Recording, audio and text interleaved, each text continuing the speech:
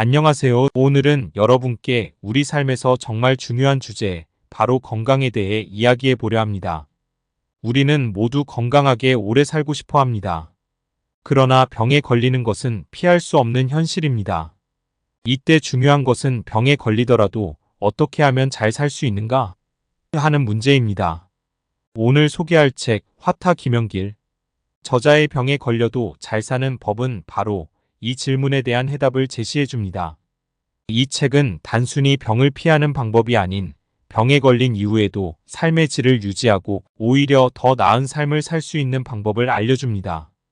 저자는 우리가 흔히 생각하는 건강의 정의를 넘어 병과 함께하는 삶에서 어떻게 하면 행복을 찾을 수 있는지에 대해 깊이 있는 통찰을 제공합니다. 김영길 저자는 수많은 환자를 만났고 그들의 삶에서 발견한 중요한 교훈을 바탕으로 이 책을 썼습니다. 출판사는 서울 셀렉션입니다. 그는 환자들이 병을 통해 오히려 자신을 더 깊이 이해하고 이전보다 더 풍요로운 삶을 살 수 있었다는 점을 강조합니다. 병은 단순히 피해야 할 것이 아니라 우리 삶의 일부로 받아들이고 그 안에서 새로운 기회를 찾을 수 있다는 것입니다. 책에서 제시하는 방법들은 매우 실질적이고 적용하기 쉽습니다. 병의 증상을 관리하고 정신적인 안정과 긍정적인 마음가짐을 유지하는 법, 그리고 건강한 인간관계를 통해 병을 이겨내는 법까지 다룹니다. 이러한 내용들은 단순히 이론에 그치는 것이 아니라 실제로 삶에 적용할 수 있는 방법들로 가득 차 있습니다. 또한 저자는 우리가 흔히 놓치기 쉬운 점, 즉 병을 대하는 마음가짐의 중요성에 관해 이야기합니다. 병이 찾아왔을 때 그것을 어떻게 받아들이고 대처하는지가 우리의 삶의 질을 크게 좌우한다는 것입니다. 병을 두려워하지 않고 오히려 그것을 통해 성장할 수 있는 기회로 삼으라는 저자의 메시지는 매우 인상적입니다. 이 책은 병에 걸린 분들뿐만 아니라 건강한 삶을 유지하고자 하는 모든 분에게 큰 도움이 될 것입니다. 병에 걸리지 않은 사람이라도 이 책을 통해 미리 대비하고 병이 찾아왔을 때 더 나은 선택을 할 수 있을 것입니다. 이 책은 단순히 병을 이겨내는 법을 넘어 삶을 더욱 풍요롭고 의미 있게 만드는 방법을 제시합니다. 오늘 이 영상을 통해 여러분께 이 귀중한 책을 소개하게 되어 매우 기쁩니다. 여러분의 건강한 삶에 큰 도움이 되기를 바랍니다. 다음은 이 책의 내용을 요약하였습니다. 여러분도 꼭 읽어보시길 추천드립니다. 구독과 좋아요, 알림 설정 부탁드립니다. 화타 김영길 선생이 전하는 치유 철학과 치유 사례, 질병을 다스리며 함께 살아가는 법. 죽을 병은 없다, 죽을 짓만 한다. 세상에는 아픈 사람도 없고 아프지 않은 사람도 없다. 사람이란 정신과 육체가 하나라는 사실을 알게 되었다. 정신이 건강하지 않으면 제 아무리 몸에 좋은 보약을 먹고 운동을 하고 몸에 좋은 일을 해도 몸이 좋아지지 않는다는 사실을 깨닫게 되었다. 많이 걷고 피를 맑게 하면 병에 걸리기 쉽지 않다. 나는 환자들에게 걷고 또 걸어라고 권한다. 걷다 보면 교만과 겸손의 차이를 저절로 알게 되기 때문이다. 두 번째 제안은 피를 맑게 해야 한다는 것이다.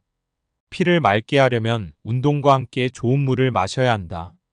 커피 정도로 까맣게 탄 숭늉을 매일 마시면 피가 맑아진다. 숭늉 속 탄소 성분이 혈액 안에 있는 과잉 영양소와 좋지 않은 부유물을 흡착해서 내가 보내기 때문이다. 폐암, 신장암, 전립선암, 간경화, 간암, 췌장암, 유방암, 난소암 걸려 죽는다는 판정을 받고 나에게 왔던 사람들이 절반 이상 살아있다.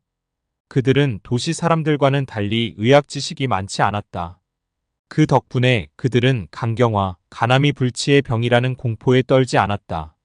술, 농약 걱정을 멀리하면 낫는다는 확신이 있었다. 내가 말하는 식이, 요법이 절대로 옳다는 믿음이 있었다. 모든 식물은 자신을 보호하는 장치가 있다. 특히 잎에는 독소가 있어 동물들이 함부로 먹지 못하게 한다. 녹즙을 먹을 때 신중해야 하는 이유이다. 높은 산에서 자라는 나물들은 독소가 많다. 그래서 나물을 삶을 때 양잿물을 조금 넣어 나물의 독소를 희석시킨다. 오랫동안 화식에 길들여진 인간이 자연 상태의 생식만 하는 것도 오히려 자연스러운 일이 아니다. 각자 입맛에 맞게 생식과 화식을 곁들여야 한다. 또 어느 식물의 일부분만 먹으면 특정 성분만 과잉 섭취하여 위험할 수 있으므로 통으로 섭취하는 것이 좋다. 기운 순환 장애로 인해 병이 생긴 이들에게 적극적인 기운 순환 운동이나 노동이 병을 이겨내는 최선의 방법임을 그동안 임상 실험을 통해 알게 되었다. 항암제는 우리 몸의 핵폭탄이나 다름이 없다. 해독에 가장 좋은 게 카본 블랙이 주재료인 시커먼 숭늉을 마시면 몸속 불순물을 흡착하여 몸 밖으로 빼내어 혈관을 깨끗하게 만들 수 있다. 동의보감에 누룽지보다 태운 밥이 소화에는 더 좋다. 태운 밥을 그냥 먹기보다는 밥을 끓여 견더기를 버리고 국물만 먹는다고 적혀 있다. 왜 누룽지를 80 내지 90%만 태울까? 100% 태우면 탄소가 되고 만다. 70에서 90% 태워야 곡물의 속껍질과 씨눈이 남아있다. 일본인들은 계피와 생강을 끓인 물에 커피를 타서 마신다. 암 환자에게도 도움이 된다고 여긴다. 암세포는 약물에는 내성이 생겨 더 강해지지만 식품에는 신압으로 약해지거나 사라진다. 커피는 성질이 차니 뜨겁게 끓인 계피 생강물을 섞어 마시는 게 더 좋다.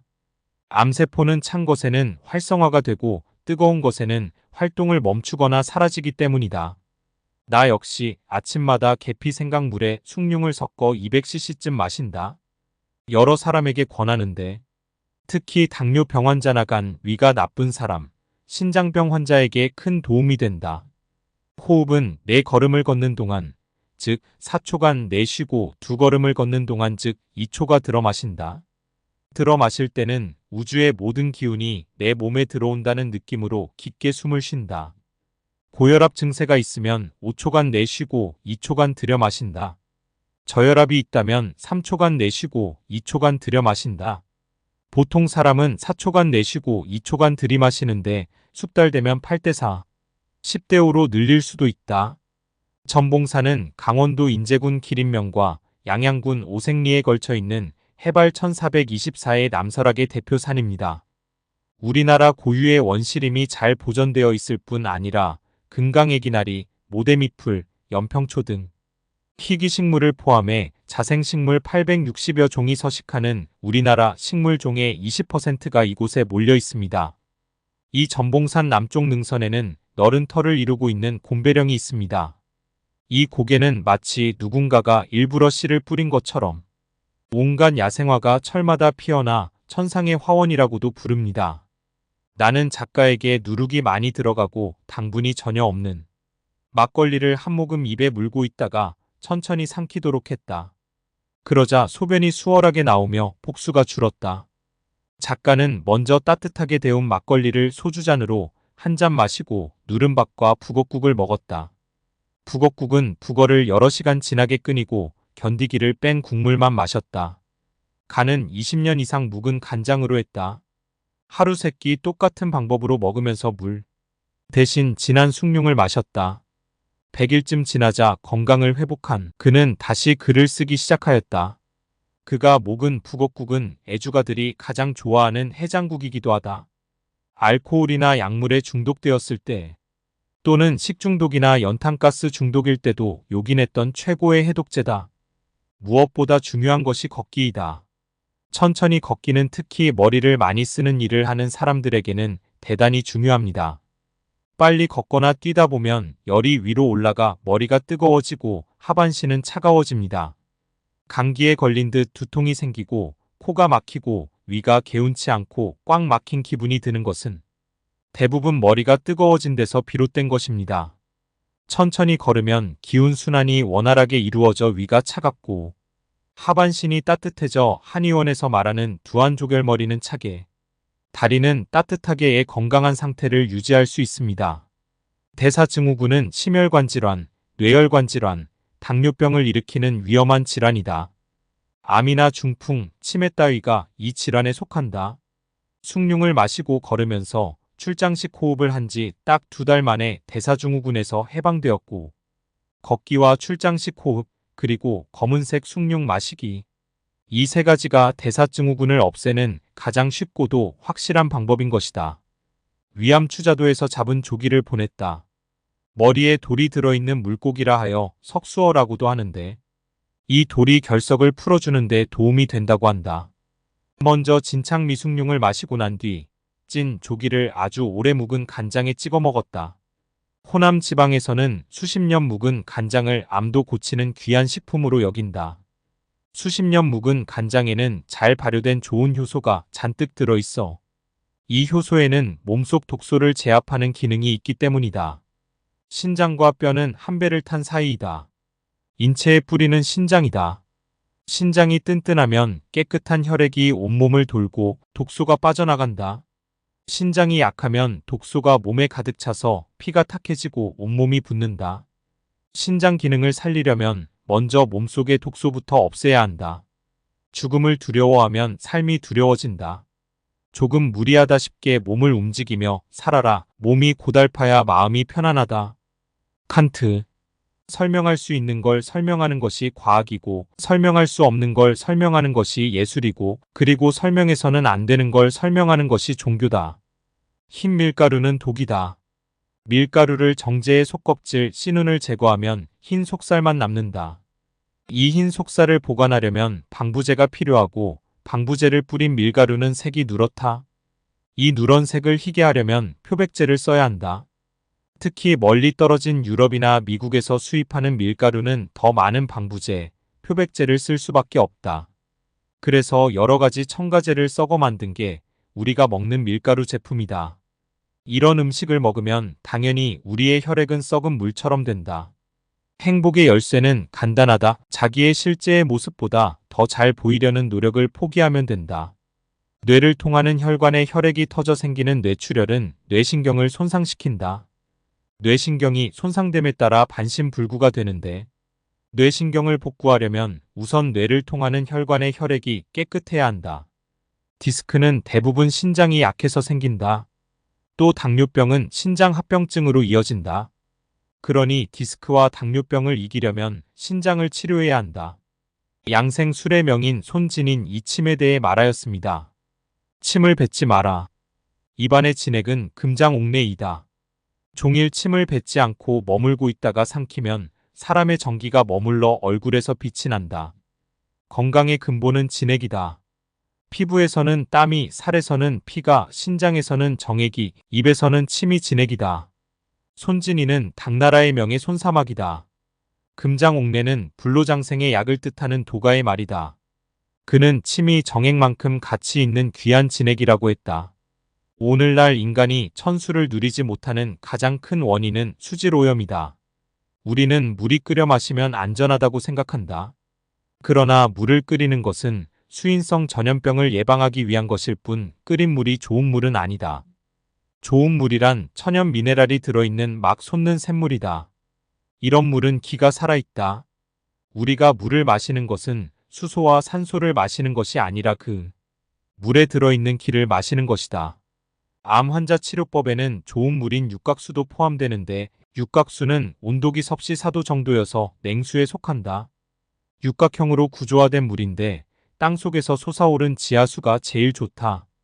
한약은 기약과 혈약을 구분하는데, 기약을 끓여서 성분이 완전히 우러나는 시간이 1시간 30분 정도이고 혈약은 3시간이다. 기약은 먼저 1시간 30분 정도 끓여서 얼른 따라 놓고 재탕하는데, 이때도 1시간 30분 정도 끓인다. 모두 3시간 정도 달이는 셈이다. 먹을 때는 초탕과 재탕을 섞어서 먹는다. 흔히 한약을 달여 먹을 때 초탕과 재탕을 따로따로 먹는데, 그러면 모든 기를 골고루 섭취할 수 없다. 혈압약은 혈관벽을 확장하여 혈액의 흐름을 원만하게 하는 약이다. 혈액을 깨끗하게 만들어 혈압을 정상적으로 만들어야지 혈관 확장으로 혈압을 먹는 것은 바람직한 치료가 아니다.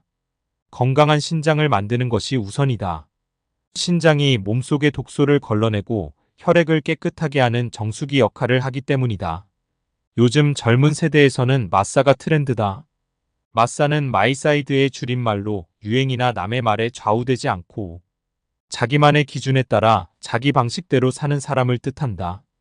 그전에는 아웃사이드로의 줄임말로 기존의 틀을 깨면서 고독한 늑대처럼 혼자 지내는 사람이라는 의미의 아싸가 유행했다. 또 그와 반대되는 인사이드의 줄임말로 조직이나 무리에 적극적으로 어울려 지내며 세상을 따라가면서 스스로 자기 위치를 찾는 인싸 역시 대세였다. 흔히 자아실현을 이야기하는데 자아실현은 신기루나 다름없다고 보는 게 옳다. 노력하거나 능력이 있다고 되는 게 아니라는 것이다. 세상에는 엄청 노력하고 비상한 능력이 있어도 자아실현에 실패한 사람이 수두룩하다. 자아실현에 목매이기보다는 자기 분수를 알고 주어진 현실에 만족하고 즐거움을 찾는 게 더 현명하다. 리추얼이란 일상에서 반복되는 의미 있는 행동을 뜻한다. 마음보다는 행동으로 드러나며 삶의 에너지를 불어넣는 긍정적인 습관을 일컫는다. 자신이 통제할 수 없는 것에 마음을 빼앗기고 불안해하기보다 자신이 손쉽게 할 수 있는 통제가 가능한 생활 방식에 집중하겠다는 뜻이다. 잠잘 때는 몸을 구부린 채 오른쪽으로 눕고 마음속으로 4걸음 걸으면서 내쉬고 2걸음 걸으면서 들여 마시는 출장식 호흡하면서 잠들었다. 죽은 사람처럼 반드시 눕는 것보다 옆으로 눕고 무릎을 약간 구부리되 왼쪽보다 오른쪽으로 눕는 게 간이나 폐에 좋다는 말을 들었기 때문이다. 세계보건기구는 건강에 대해 육체적, 정신적, 영적 및 사회적으로 완전히 행복한 상태를 말한다. 단순히 질병이나 병약함이 없음을 뜻하는 것이 아니라 라고 정의하고 있다. 건강과 행복이 한 배를 탄 운명이라는 것이다. 내가 건강하다고 여기면 건강한 것이고 내가 아프다고 여기면 환자가 되고 만다. 행복도 마찬가지이다. 내가 행복하다고 여기면 행복하고 불행하다고 느끼면 불행하다. 무엇이든지 잘 삭히면 발효되고 잘못 삭히면 부패하기 마련이다. 오늘도 저희 채널과 함께하여 주셔서 감사합니다. 구독과 좋아요, 알림 설정 부탁드립니다. 고맙고 감사합니다.